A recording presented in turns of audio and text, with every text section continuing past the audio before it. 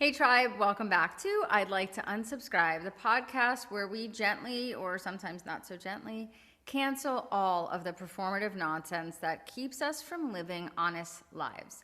And today's episode, well, it's for anyone who's ever been told, but you don't look sick, and wondered if they're supposed to be like limping or sobbing or wearing a hospital gown to actually be believed. Because nothing says deep empathy like a backhanded compliment disguised as concern. And if you've ever smiled through a flare just to keep the peace or shrunk your truth to fit someone else's comfort zone, then guess what? This episode is for you. Because we're going to flip that script today, and we are no longer going to ask permission to tell the truth about our bodies and our health. And no more managing other people's emotional discomfort while actually ignoring our own reality. So this episode is about owning your space. Sick, well, flared, thriving, mascara, no mascara, whatever it is. So get a pen and paper or open the Notes app on your phone, because we've got some really good one-liners for you and some boundary setters that you are not going to want to miss. No more invisible illnesses. From today on, we are going to be seen, but only if we change that narrative together. What if the life you planned vanished overnight? For Marissa and Britt, it was painful chronic conditions without cures. We lost everything: our health, independence, careers, and even our sense of self. But in the wreckage, we found something unexpected: a chance to rebuild. Welcome to I'd Like to Unsubscribe, the podcast for anyone feeling stuck, lost, traumatized, or just straight up over it. This isn't about surviving illness or trauma. It's about ditching the toxic beliefs holding you back and even daring to dream again. We're bringing real talk, hard-earned wisdom, lots of sarcasm, and practical tools to help you rise. You'll laugh, you'll cry, and you'll remember, even in the darkest moments, hope is still alive. Are you experiencing symptoms of lupus or feeling alone on this journey? The Lupus Foundation of New England is here to help you. They're dedicated to supporting those living with lupus, offering education, resources, and a community to help you navigate the journey. From learning about symptoms and testing to upcoming events and research, the Lupus Foundation of New England has you covered. Visit lupusne.org and connect with others who truly understand. You don't have to do this alone. Visit lupusne.org, that's lupusne.org today. Hey tribe, welcome back to I'd Like to Unsubscribe. And have I told you how unsick you look today, Marissa? I mean, honestly, why are you even doing this? I mean, clearly you are thriving. You combed your hair. Did you dab on some rouge on your cheeks? And miracle of all miracles, you're not currently in a hospital bed. Wow, you are so brave and so inspiring and so just not sick. That's right. I mean, yes. How dare we show up in public looking like we actually brushed our hair and our teeth this morning? I mean, the nerve. The nerve. Let's all take a moment of silence for those drama queens out there just dragging their IV poles into Target, or God forbid, posting a selfie with makeup on. I mean, can you imagine the betrayal? The betrayal. This is Bridgerton proportions here. It is. That's why I wore the Bridgerton dress. Oh, and I mean, honestly, though, all sarcasm aside, this is exactly what we are unpacking today. The ridiculous assumption that if you don't look sick, you must not be sick. Yeah. I mean, how damaging, dismissive, and like just deeply exhausting that mindset is. And not just from strangers, but like from coworkers and family and even the people that we love. Yeah. I mean, I feel like I literally just did a TED Talk on this very subject. Very weird. Yeah. But we are reiterating it today because it's so important. Because let's be real, like most of the time, you don't look sick. It isn't a compliment. It's actually a deflection. Like it's someone else projecting their discomfort back onto you. You seem fine, so I don't really have to take your pain seriously. Cool, then I'm off the empathy hook. Yeah, That's exactly it, because it's not about performance. It's about their problem. When people demand that we explain or even defend our suffering, it actually shows how unequipped they are to hold space for pain that doesn't come with some visual aid for them. Exactly. And today we want to unsubscribe from all of that. So we want to call out the discomfort and the well-meaning but actually harmful comments and take back our quiet power in the truth. No more shrinking, no more smiling through it. And if people can't handle our honesty, then honestly, maybe they're really not ready just even for our presence, right? Yes, exactly. And I mean, how dare we even think that way? But this is it, right? Because we're going to start with this uncomfortable truth. Most people just do not know how to sit with someone who hurts. And that's sickness aside, that's autoimmune aside. Yeah. Like, we just do not know what to do with pain. Our society gifts us with two emotional tools, fixing mode and avoidance mode. And that's it, right? This is what we got. So, which means inflammation, despair, fatigue. I only have two modes. I don't know where these go. So dealing with the illness that doesn't have an end date, nope, that's not in my toolbox. No. And why? Like, because empathy, it's a learned skill. Like, we weren't born and like, boom, we just had it. Like, if no one ever modeled it for us, like, people don't know how to hold our weight. They get awkward because maybe they weren't raised to say like, well, tell me more. Instead, they say, well, you look great. Like, furthering that subterfuge of like appearance equals health, right? Yes. Because research shows that when people feel that they can't fix a pain in someone, like, they withdraw.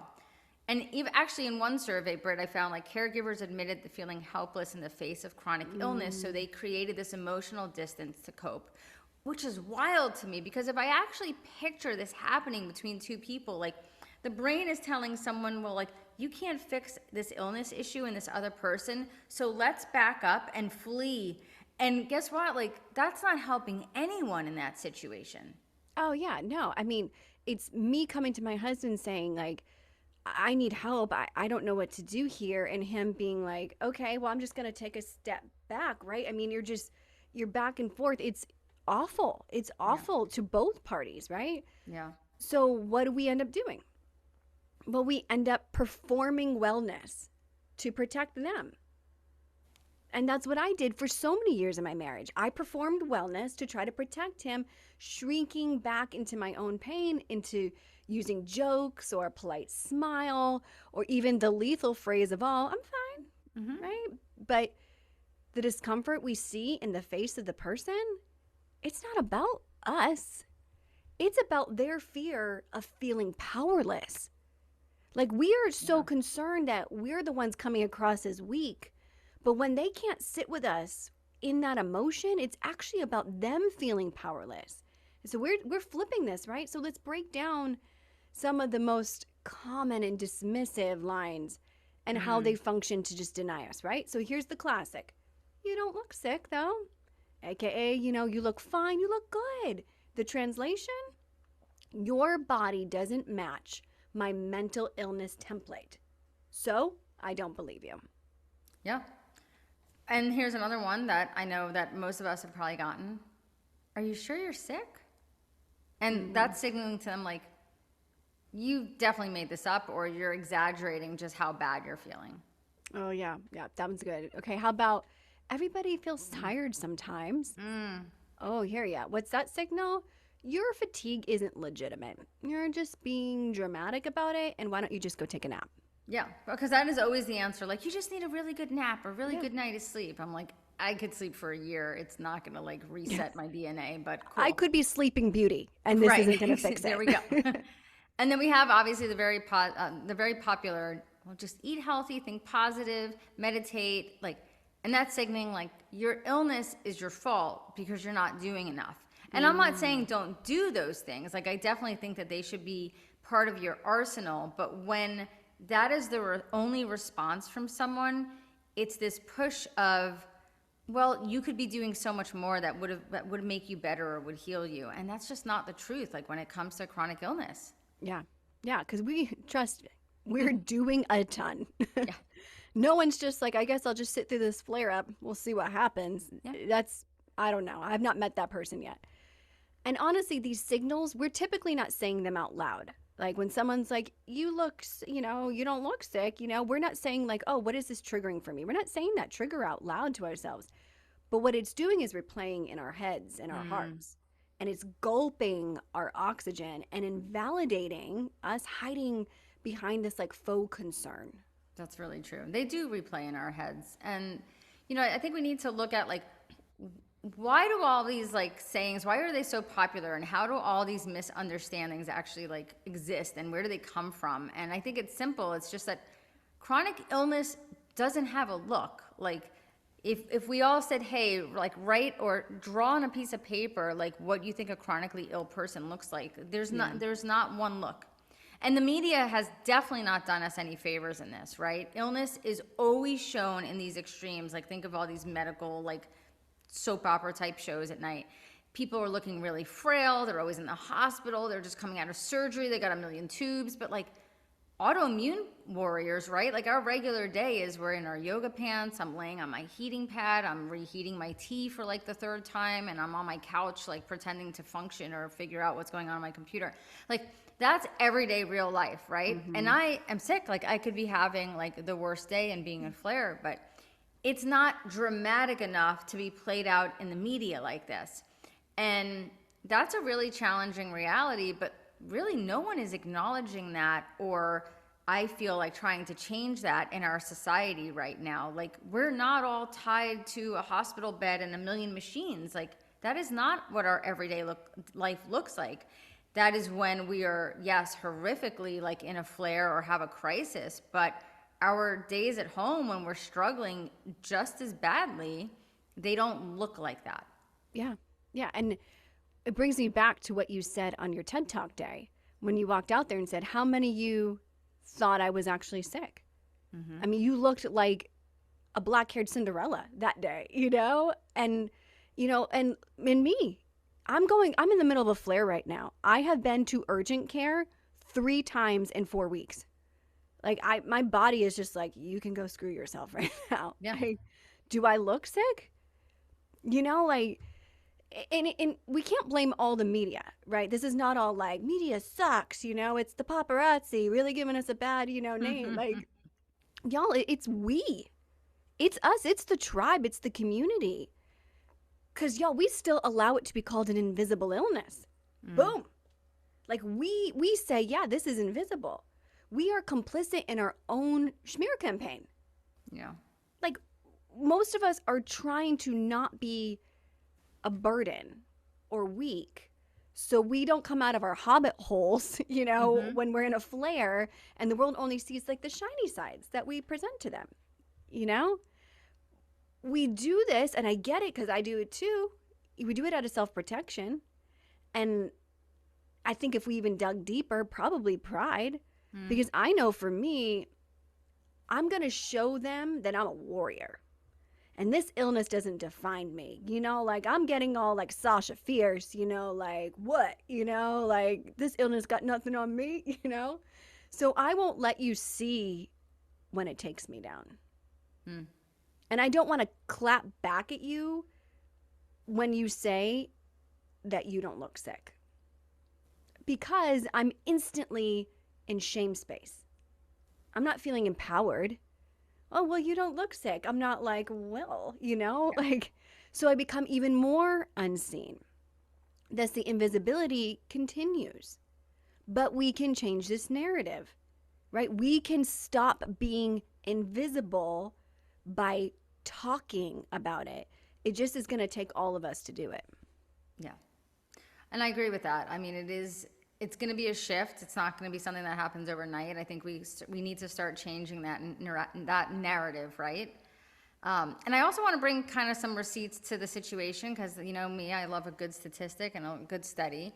But I found a whopper of a statistic to share with you, and it was an NIH study from 2021, and it showed that 60% of Americans didn't understand what an autoimmune disease was. And many of those people surveyed, they thought it was psychological, and they actually thought it was contagious. Now, the contagious thing I've read before in other surveys. Lupus UK has done a lot of good surveys over the years, and they have really dug into that, like how just the proportion of, I'd say the majority of people that they have surveyed believe, like even with lupus, that if you drink or eat off of me, you're going to catch it. Yeah. Like, it is such untruth, but it shows you, like, we have clearly not educated and brought enough awareness that someone would be afraid to eat off the same fork as me. Like, you can't catch lupus. Yeah. There was also what were you going to say? I thought, like, when I was first diagnosed, I literally only autoimmune I knew was AIDS. That was my frame of reference. Right. Like that, that's a lot of people's like, oh, is it that? I mean, like that's the extreme version. Yep. And, you know, I actually had people ask me when I was in my 20s and I was first diagnosed, and oh my gosh, I was a mess. And I had like sores everywhere and rashes. And people actually asked me if that's what I had. And I'm like, no, I have lupus. So it's different in the sense of AIDS is, you know, HIV is a very underactive immune system, and lupus is the exact opposite. It's this overreactive immune system. But that, again, there was just such limited awareness and education, right? When I was in nursing school, we went over lupus for maybe 4 minutes. Like that was the bulk of, you know, learning about lupus.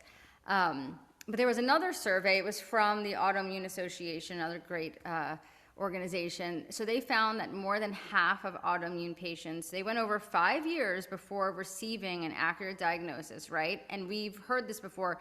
They're often dismissed by multiple providers. I mean, most people see between like 4 and 7 doctors before even getting an answer. So guys, even the doctors don't believe us. Like, let's just call it what it is, right? So of course, like, no, are you having any like wonder why your Aunt Mary is like side-eyeing you as you're falling asleep at your Thanksgiving dinner with the family? Like, women are disproportionately affected. Like up to like 80% or more of autoimmune diagnoses are in women. And in some strange way, like we're still being told or being labeled that like it's must be hormonal or it's stress or anxiety before, like, no, before you even check like our ANA and all of our other autoimmune blood work. Like, right, why does that have to be the default? So many people don't believe what they can't see in life. It's just the way it is. And our diseases sometimes aren't dramatic enough for their attention span unless we like completely collapse on the floor or are hooked up to a million machines in the hospital. A lot of times they assume we're faking it. Yeah. It's like we have to like earn it. Yeah. You know, you got to earn my empathy. Yeah. Because I've always told people, like, when I'm speaking or when I always tell people, like, I feel like it's this super fine line, right? Because you want to feel beautiful and pretty and, like, you know, society sort of like outcasts you, right? Like, depending on what you look like. So it's like, and I think just as a woman, like, I know I always want to feel beautiful in some way. But at the same time, it's like, but then if you don't look sick enough when you go to the emergency room, like, then you're not taken seriously. So it's like, how do you walk that line? Because you can't please everyone, right? And you look like what you look like. I mean, it is what it is. So we have to change that narrative somehow. Yeah. Yeah, because the raw truth is when we pretend to be fine to make others more comfortable or believe us, right? We become complicit in our own invalidation. So we make space for ignorance. We're not making space for empathy. We're making space for ignorance. We're wrapping it in a bow and we're saying, it's okay. Don't worry. Like, don't worry. I'll shrink so you don't have to grow. Like, that's what we're doing. I know we're not trying to, but that is the result. We do it because we're exhausted. Because being sick is already super lonely. It's isolating. And because disappointing people often feels worse than the physical pain sometimes. Because we're so used to dealing with pain, but the emotional part like kicks our butts. And like, here's like the big kicker. When we do this, and we laugh off the pain, you know, oh, it's not that bad. We downplay the flare. We say it's not that bad, you know, or it was a hard week, but it's okay. You know, we're not just silencing ourselves. we are reinforcing their false narrative that we're not really sick. Yeah. Oh my gosh. And people, I feel like some people love to die on that hill they created of that person isn't really sick. Or even as like you and I know, Brittany, if you are actually sick in their eyes, then now like you're somewhat like labeled like as a leper and need to be like outcast from society. And Britt and I actually have some hilarious true stories that we're going to tell you about with these type of people in this episodes. And I'm sure if you have a chronic illness, then you have probably encountered a few of these people. So I had one not long ago, and Britt and I still to this day, we get Is this the Tom story? Oh, share it. This is the Tom story. We get some really good laughs still about this guy. So yeah, so Tom, here we go. A few years ago, guys, I bought my dream car, okay? It was a used car. I couldn't afford the regular car, right off the lot, no way. But I could afford it used, and I saved up. So alas, I finally had my dream car. I'm 47, okay? I found the perfect one and used, like it was a used condition, but it was in great condition, and it was my gift to myself after I paid off my student loans for 20 years, okay? Like, you know, you're making that payment for so long. I'm like, I'm going to now kind of transfer that payment over to like my dream car. Okay. So I bought the car. All right. There was a picture of me standing in front of a car on Facebook. And I said something to the fact that like, I'm in love with this car. Like it is my, like it's my girl, right? It was something silly. I was just being goofy. It's just who I am. Oh my goodness. The horror, folks. Yes. Oh my gosh. Some random guy who I've never met, okay, but followed me on Facebook. Now we know follows are different than like friends, actually, like you accepting a friend's request. This guy went off in my comments about how he could not believe that someone so sick gets to drive a nicer car than the car that he has, and that I did not deserve to drive such a nice car. Oh yeah. I'm like, y'all, the hellfire that this man caught. I mean, oh man, I feel maybe a little bad, but like he got what was coming to him. I mean, we can say with all certainty, this man will most likely never make this comment ever again. But so I'm like, wait, I see this comment. I'm like, wait, what? Okay, so if you have lupus or any autoimmune disease or chronic illness, then according to this guy, Tom, like, he lets you know what you're allotted, what you're allowed, right? Like, maybe, what was it, Brittany? Like, maybe I can get, like, a rusty unicycle? Maybe. At best. Yeah. At best. Or, you know what? You can walk everywhere because, like, that's all you get. With worn out shoes, though. Yes. Even if you're lucky enough to even have shoes, okay? I mean, this guy literally lost his mind. He did. And put it out there to the public that if you're sick or disabled, you should not have access to nice things. But the reality is, like, I've busted my butt for years and, like, saving for years, right? So here's the thing. I'm really spunky. I'm very sarcastic. Britt, like, you know, like, I grew up in Queens. It can come out sometimes. In New York, I have a mouth on me. I literally cannot make it up a flight of stairs at sometimes, guys. But trust me, I will go toe to toe with like a 300-pound, 6'2" dude and run my mouth at him. Yes, she will. Okay. I was about to rip into this guy, but I didn't feel great, and it was pretty late at night, right? It was like 10 o'clock. Yeah. And I wasn't about to get into that keyboard war before bed. But whoa, I woke up in the morning to like the lights shining down from heaven, and it was like, ah. I'm telling you, overnight, like, it was like over 100 of my friends came onto my Facebook page. I guess they all just started seeing it and seeing his comments. They destroyed this man. Like, I didn't even have to say anything. I didn't even have to defend myself. Everyone was as appalled as I was, that in this man's mind, if you were sick, it meant that you were less than human and you basically deserved nothing, even if you worked really hard to achieve it. And you certainly didn't deserve better than him. Like, absolutely not. So Britt and I get some really great laughs still to this day. And I mean, Oh, man. right? Like, I mean, I jumped on there and I was like, ooh, do me next. I drive a Tesla. Do me next. Like, yeah, you were hilarious. What do You're I like, deserve? Hey, Tom, I have my Tesla. Can you roast me next, please? Like, this is great, right? Like, I mean, Britt, Oh, yeah. absolutely. You should not have a Tesla. How dare you? No, I don't deserve it. no. I don't. But there are people out there who really think like this and are willing to voice it. And that is really scary to me. But my friends definitely told him what was up. And let me tell you, Tom vanished off the face of the earth, I think, since then, because like all of that backlash. I mean, I'm thankful we don't live in Tom's world, in a world where people who are ill basically need to go live in a cardboard box and have like a rusty Ford Pinto with 3 wheels and a rear end that's just waiting for a fire to take place for their vehicle, because that's all he would allow you. But it really does make me sad that in this day and age, in 2025, like there are people out there that still think this way. So it's like you have the people that like, well, you don't look sick, so you're definitely not sick, or well, you're sick and you are like different than me and you belong like over there, right? Yeah. Like the old, I feel like it's like the old leper colonies, right? And this is maddening to me. And I think this is why Britt and I are like, we are so passionate about educating and bringing awareness. Yeah. I'm going to use a quote from my husband who says like, why are you the way you are?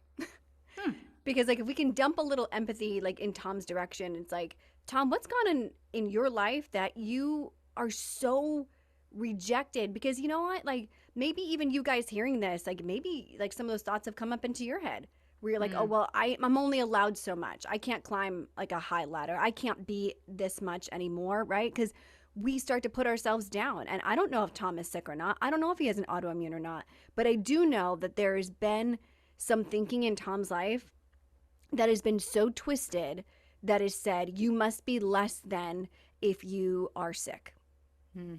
You know? And y'all, like since my most recent diagnosis of the multi-system autoimmunity, like we'll always keep it real, like I've been in such a weird headspace. Like I was just hit with this massive diagnosis, like the thing that I've been waiting for the last 10 years, but honestly like really my whole life to figure out, like, why do I feel so bad? Why do I feel this way? And now I have this doctor who's like charted it out, like this is it. And every few weeks I have an appointment with him, and he's amazing and he's super kind. He's really empathic, and he reminds me that I'm sick, and I hate it, and that we need to just keep going forward with treatment. But my brain is like side-eyeing me like a pitcher in like a baseball. Like he's like shaking off the plate. Like, no, you're fine. You're fine, boo. You're good. You know, and even now on a podcast about autoimmunity and chronic illness, like I am still like, well, I mean, am I really that sick? You know, like I'm still there. And the flare-up that I've had for the last going on 6 weeks, like would tell you otherwise. Like I am painfully aware. I'm on antibiotics right now, loads of other things that like, oh, I am in fact not feeling well or doing really great right now. So it's not that I'm like unaware, and like I get it, but I just don't want to be sick. Like who does? Who's like, this is great, add it to my resume. Like under creative skills, I'm like great at being sick, deals well with flare-ups that are 2 weeks or less. Like this is not underneath, like I also am proficient in Word, you know, like this is not what I want. And if I dig deeper, it's because honestly I just sometimes feel like no one gives a crap. It's really inconvenient for me to be sick. So why should I care? Because people really don't follow up, or they really don't care to walk with me through it. They are uncomfortable, so they don't lean in, and I don't want to be inconvenient. So I make a joke about it, or I use gallows humor, which, you know, I love. Like, I love sarcasm. When, like, yesterday, I could not lift my head off the couch without panting. Like, that's the God's honest truth. Yeah. I'm so concerned with not making people uncomfortable, I don't tell them the truth. And I'm realizing through just having to process through this episode that that's not bravery like I thought it was. That's not strength like I thought it was. It's honestly cowardice. Like, this is not allowing the gift of discomfort to allow growth in myself and in someone else. To present them with this opportunity and present my soul this opportunity that says, hey, babe, like, oh, I'm sorry. Like, you don't have to be smaller here. You are seen. This is real, and it is really hard. And you don't have to shrink back and steal your own voice. So now I'm not saying that we get to be a-holes, right? Like, I'm not this person who loves the whole, like, it's my truth. Like, it's kind of true, right? You don't get to be a jerk. That's never going to be the correct response. But we don't have to be liars. And that's the crossover. That's all. Don't be a liar. Don't be a jerk, but don't be a liar. Because here's the truth bomb that applies to every human on the planet, chronic illness, autoimmune or not. We teach people how to treat us. And we don't do it with lectures or with a PowerPoint presentation on like Canva, but through what we tolerate and what we affirm and what we correct in real time. I love that, Britt. So we teach people how to treat us through what we tolerate. Like that right there. If there's a line of this whole episode, right? There's that book, Boundaries. I know that you're familiar with this one too, Britt, right? So it's written by psychologist Dr. Henry Cloud. He's a co-author, I believe, and he says, like, we get what we tolerate, right? And research backs him up, right? There was a study I found that was from the University of California out in Berkeley, and it shows that when individuals set clear emotional boundaries without any aggression, without apology, they're actually more likely to maintain healthy relationships, and they don't have as much burnout, and they just have basically better mental health outcomes. I mean, that says a lot. Yeah. And it's like, why? That's interesting. Why? Well, it's because boundaries aren't walls. They're not a wall. They're guides. Yeah. They teach people where the door is and how to knock. It's like, even right now, I have my 5-year-old who wants to barge into my 10-year-old, daughter's room. And we're like, no. She's a preteen now, kid. Like, you got to knock, and it's like, you got to teach them, like when we don't speak up, people are going to assume everything's fine. What they did was fine. Even if we're just quietly breaking down inside, like if we don't put up that boundary, we validated it. Yeah. I mean, and I love that you brought up your son, because like this whole topic, I think even with boundaries, like it goes so far beyond just like autoimmunity. Because if you think about it, like every time, like when you laugh off someone's inappropriate comment, right? Or you let someone ghost you and then they're allowed to show back up in your life, like, nothing happened. Like I can keep treating you like this and keep coming back, or keep playing the strong one even when you're like in crisis. We are unintentionally teaching people, this is acceptable. This is who I am. You don't have to do better. You can continue to treat me like this. Yeah. That's on us. Yes. And we want to get mad at them, but if we didn't set a boundary, y'all, it's on us. Yeah. Like, and I don't want to call it out, but I mean, that's it. Like, and to bring it back to chronic illness, we don't have time to mess with this. Like, the stakes are higher here because we often don't speak up, and we do smile, and we do joke, and we do minimize. And that silence creates this echo chamber of misunderstanding. We're grooming our own emotional neglect. That's what we're doing, all in the name of keeping others comfortable and not caring for our hearts.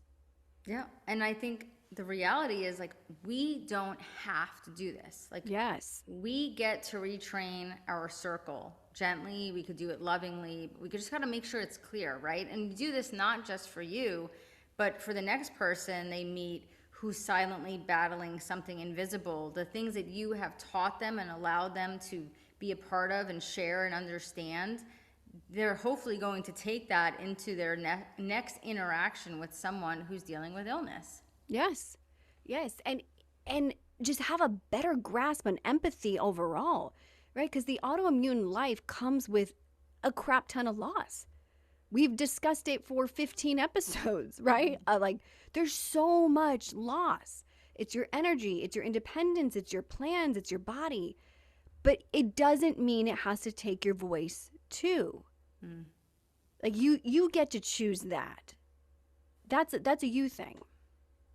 But, we want to come back. We've got so much more to say because we think it's so important that we start flipping the script, that we start to make us more visible.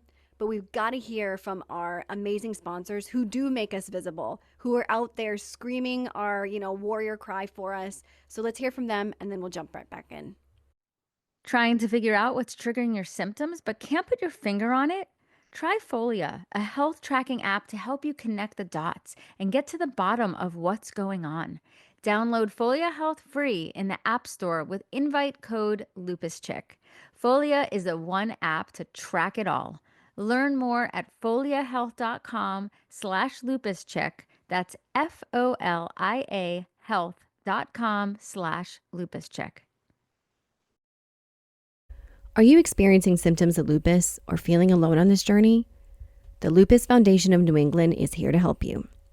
They're dedicated to supporting those living with lupus, offering education, resources, and a community to help you navigate the journey. From learning about symptoms and testing to upcoming events and research, the Lupus Foundation of New England has you covered. Visit lupusne.org and connect with others who truly understand. You don't have to do this alone.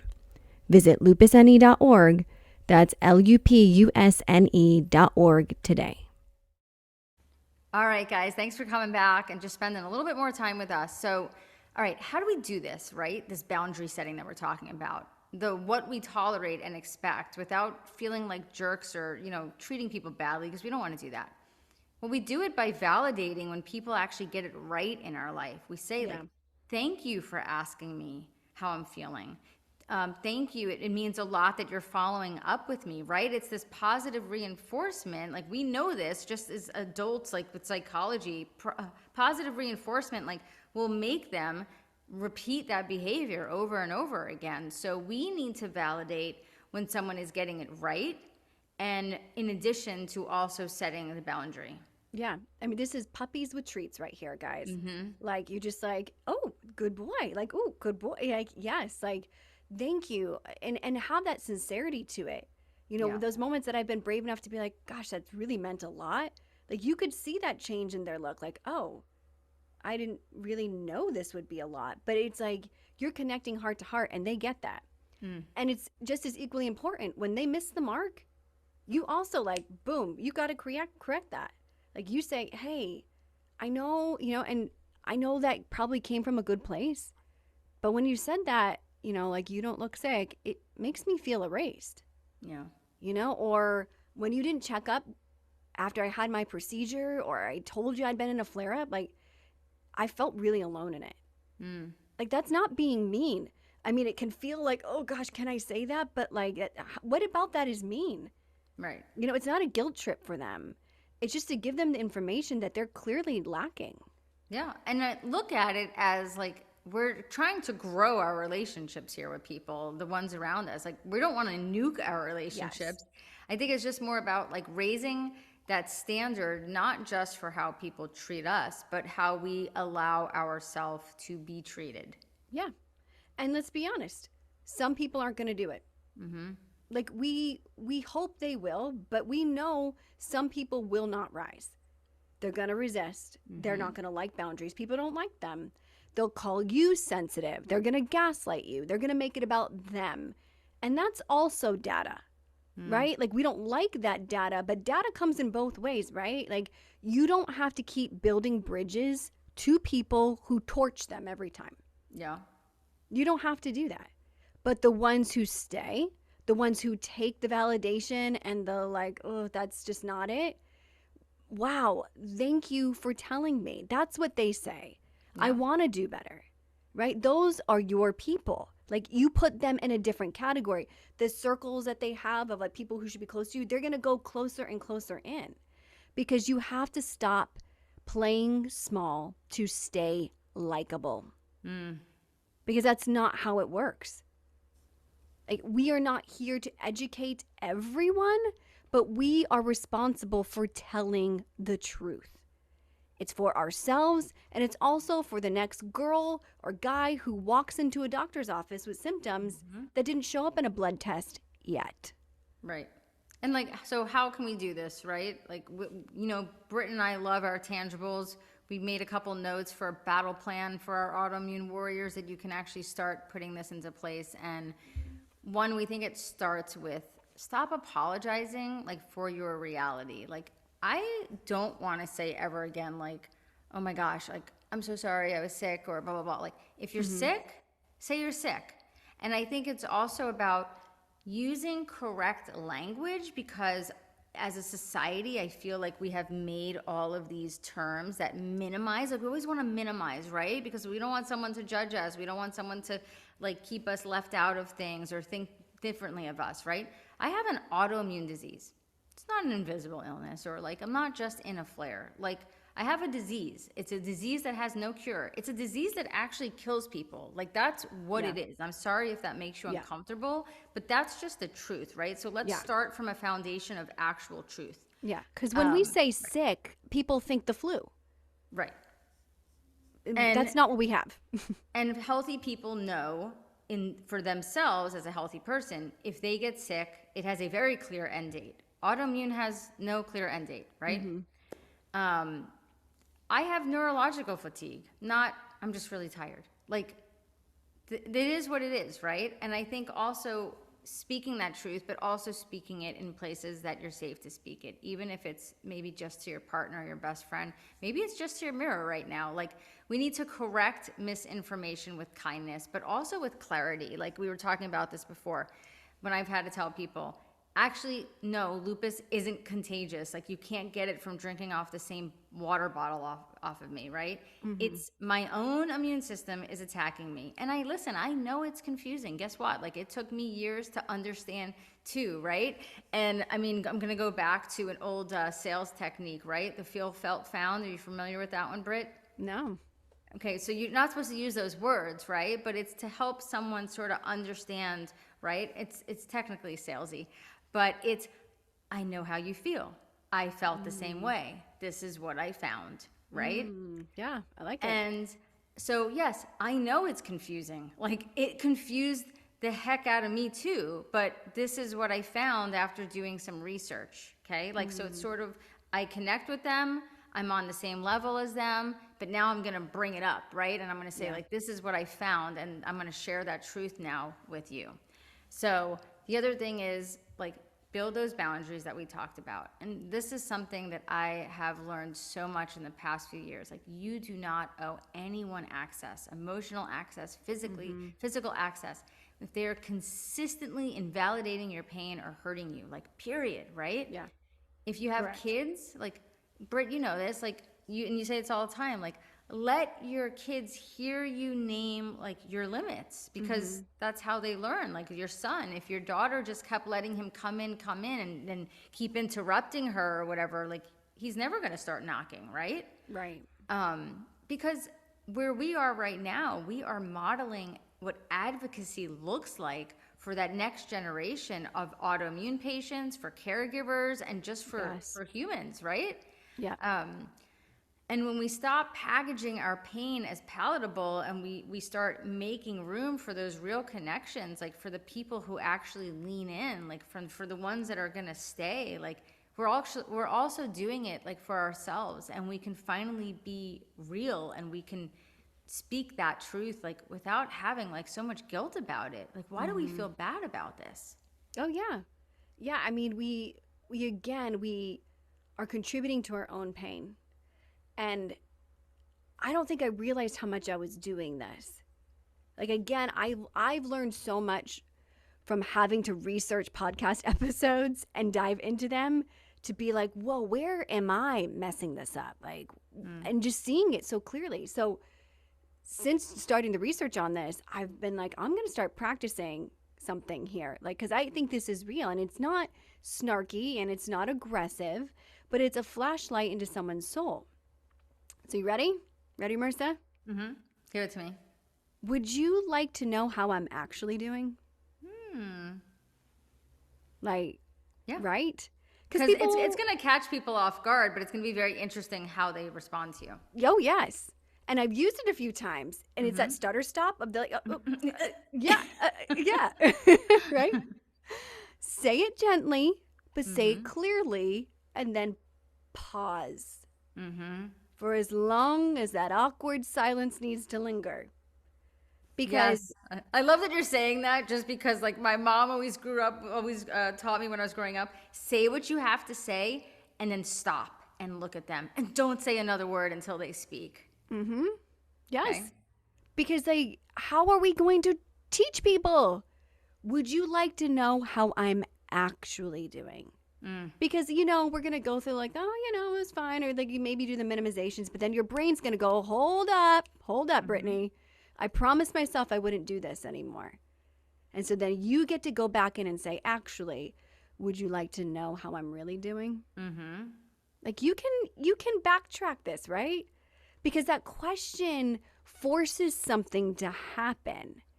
Right? It interrupts the autopilot, right? Because that's what you get into. They're like, yes, I hope you're doing well. It's good to see you. And it makes people confront what they've been avoiding, which is your pain and your reality and your humanity. Yeah.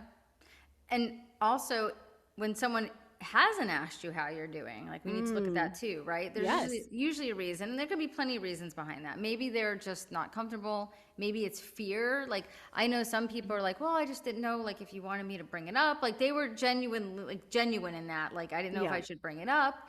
Some people just don't want to know. I mean, it is what it is. Maybe it's that they genuinely don't even have the emotional capacity because they've never been given or shown the tools, right, of how to actually have those maybe uncomfortable conversations, right, that aren't so surfacey and superficial.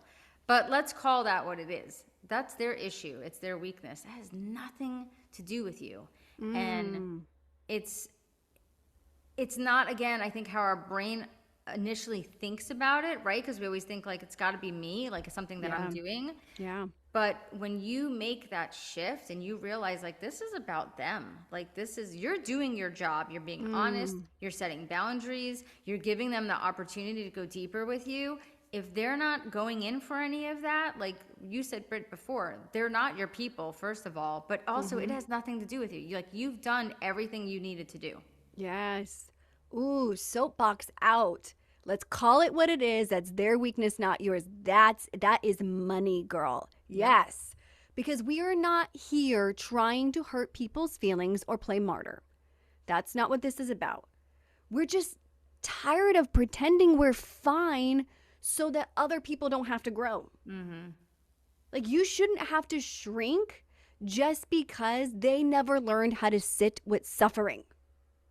That's not how this works, right? Like, and to be really clear, it's not your job to protect someone from their own spiritual immaturity. Like, if someone can't handle hearing that you are having a hard time, that's not your failure. That's their invitation to get their butt into Jesus or therapy or both, hands down. 100%. And on that note, I just wanted to just say, here's something that I've realized. Every time I hide how bad I'm doing because I want to keep things light, I don't want to ruin the atmosphere or make someone feel uncomfortable or whatever the million reasons are. And I've done this obviously over the years. I'm silently reinforcing their avoidance, right? And you're almost grooming their dysfunction. I'm telling them yes, hey, your comfort actually matters more than my reality and what I'm dealing with right now in my life.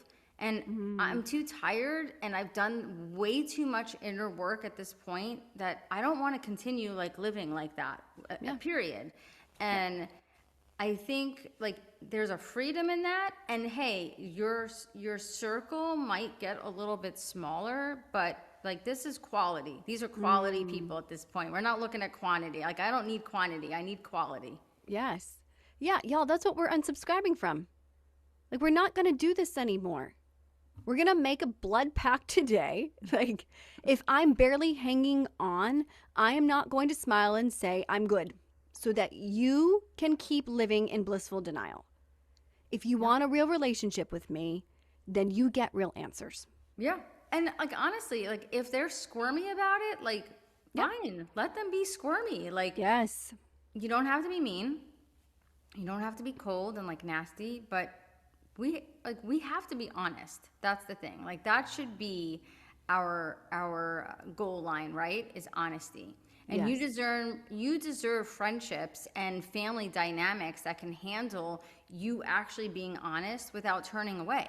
Like and yes, we know, even people in my own family, like I can't be that way with. These are the conversations I don't have with those family members. They don't have a big space in my life. It's just the way it is. But a lot of my friends and people I've met and like brought into my circle, like they have become my family. They're not my blood, but they are my family. Yeah. Yeah. Yeah. And final word on this, you're not too much for the right people. If someone can't sit with your pain, it might just be because they've never sat with their own. Yes. And if we can turn like we did with Tom and be like, why are you the way you are? Why are you so broken? Like, this is what your people may be dealing with too, but it doesn't mean that because you're an empathic and kind person that you give them permission to treat you like this. Yeah. Well, and I think like this goes back to, if you haven't already listened to that episode, we have an episode in season 1, like you're not too much, right? Because I think that this is kind of how we feel in these situations. Like, if I really share what's going on in my life or how I'm really feeling, this person's going to think I'm too much and they're going to just completely, walk away from me, right? Or they're not going to want to deal with me. Definitely go back to season 1 and give that one a listen. But we just want to go ahead and build the Mount Rushmore of dismissive, minimizing, and straight up like toxic garbage that people say when you live with a chronic illness. And we've covered a few, but we want you to buckle up because here comes like the full dumpster fire edition, all right? Mm-hmm. This one's a really popular one. But you were fine yesterday. Okay. The translation of that is, your symptoms confuse me, so I'm going to question your reality because like this doesn't make sense, right? You can't get out of bed today, but yesterday you were running around. I saw you on social. I mean, hey, guess what? Autoimmunity, it's not linear. Like yesterday I walked the dog and maybe I went out all day, and today I can barely like pick up my toothbrush or take a shower. Like, it's not me being dramatic. Like it's biology. It's just what happens with lupus. Yep, absolutely. All right, here, I like this one, right? It's trying to give you a higher perspective. Well, at least it's not terminal. This is like saying, at least you didn't drown, to someone who is actively sinking. Response to that, just because I'm not dying doesn't mean I'm living well right now. Yeah, and that's a popular one. I mean, the terminal, and obviously I've had family members pass from like cancer. It's horrific, right? But we get that a lot. Lupus is very often kind of meshed together with cancer. Oh, it's like cancer, right? And it's like, well, no, it's not like cancer. But I get that a lot. Like, well, at least you don't have cancer. Well, they're both terrible. Yeah. Like, is this a competition? Right. Like, it's such a weird, like, why people say the things that they say. Another one that I love is, well, it's because like you need to be more active, okay? And this is usually from like, your cousin's like sister's best friend, whatever, who's a CrossFit coach and thinks that I need to go do an hour and a half of CrossFit basically to cure lupus, when like, guys, I just got up to 15 minutes on my treadmill. Do you know that's taken me years? Yeah, girl. Yes, clap girl. that. Okay. 15 whole minutes, and I'm on a very little incline, and it has taken me freaking years. Like, it's like, almost, no, it's been a lot. Like, yeah, of course I want to exercise and I love to dance and stuff, but only like when my body isn't on complete fire. Like, I'm sorry, but pushing through pain, it's not being noble. Like, it's actually really dangerous for us. And an hour and a half of CrossFit is great for you, but it could literally put me in the hospital or in a flare for the next month of my life. And I don't have a month of my life to give up right now. Yeah, 100%. Like, my autoimmune attacks my muscles and joints. So there are days where I can barely walk just for no reason, but besides that I just slept and I woke up. So yeah, like pushing myself, that's dumb. There's no wisdom in it, right? Like, it's all like pain is gain. No, pain is stupid when it comes to this, because you're going to drown. Absolutely. I have probably even said these things before out of just pure ignorance, but because I do love essential oils and I have done celery juice, but like, it's that, have you tried the essential oils? Have you tried the celery juice? Have you tried this diet and that one? It's coming from a good place, but like, response, I have tried prayer, turmeric, gluten-free, everything, and crying in my car. But thanks though. Like, thanks. No, thank you. Like, I've never done that. Yeah, don't need it. And here's another one. You're just stressed. Oh my gosh. Thank you, Karen. Like, I had no idea. I did not realize that stress literally rewrote my entire immune system's genetic expression code. Thank you for that. Like, we're all stressed. Like, life is stressful. Like, this is like a genetic, I literally have a genetic issue, right? Like, it is part of what lupus is. So it drives me crazy. Oh yeah. Yeah, fast forward, God gives the hardest battles to his strongest soldiers. Ugh, false. That's not even scriptural. God gives grace to the weak. That's what he says. I'm not here to fight a war. I'm here to survive Tuesday. Thank you. Basically. And this is very similar, obviously, to our topic of you don't look sick. Like, you don't seem sick, or you don't act sick. Like, I've heard that too, right? Just another version. Well, chronic illness, it doesn't audition, for your approval. Like, is there an audition date that I need to know about? Yeah. My disease, it doesn't need to, wear makeup or have a visible limp, to be real. But the reality is, when I used to have my walker, I was in my wheelchair, all of a sudden people were like, oh, okay, well, she's really sick. Well, not much has really changed since then. I'm just more mobile at this point. Yeah. Yeah. I like this one because it's micro-shaming. It must be nice to take a nap during the day. Translation, you're just lazy. It's like, trust me. We'd all love to just go run errands 24/7, go on brunch, and then vacuum. But when your nervous system is on overdrive, rest isn't some luxury that I just get, It's not, a siesta. It's survival. Yeah. The reality is all of these comments hurt, and it's not just because they're rude, but it's because they are actually creating doubt, and they make us second guess what we feel, and that leads to internalized shame.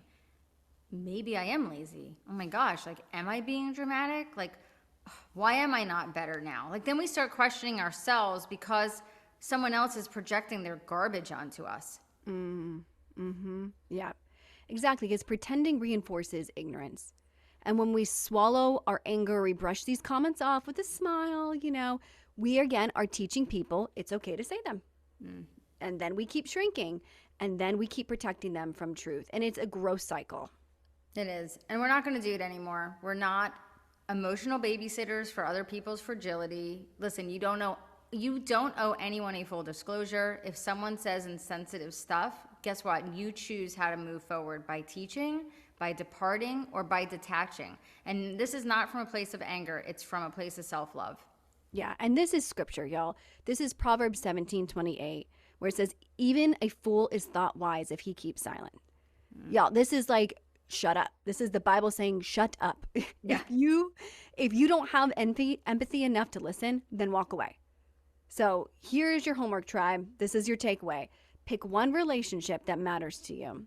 We want you to think about one boundary or truth that you've been holding back. And this week, you're going to name it. You're going to say it kindly, but clearly, no apologies. Yeah, because we don't just want love. We want love that listens, and we don't want just support. We want support that learns, right? So Let's teach people how to treat us with truth, with grace. And, you know, me and Britt love a crap ton of sarcasm, which we believe is the love language of chronic illness. But seriously, gang, we hope that this episode just helps you find more freedom, set more boundaries, right? Find ways to respond to people. Like, that's our goal with the information of this episode. It's something that has been really just on our heart lately. We need to start changing that narrative, and it starts with all of us. So thank you for spending another hour with us. And feel free, connect with us on Instagram at I'd Like to Unsubscribe. Me and Britt love getting messages. Let us know how you're doing. Just come and have a conversation. And tell us about any one-liners that have worked for you in this area, because we'd love to share those too. And until next time, we love you, tribe. We'll see you. Love you.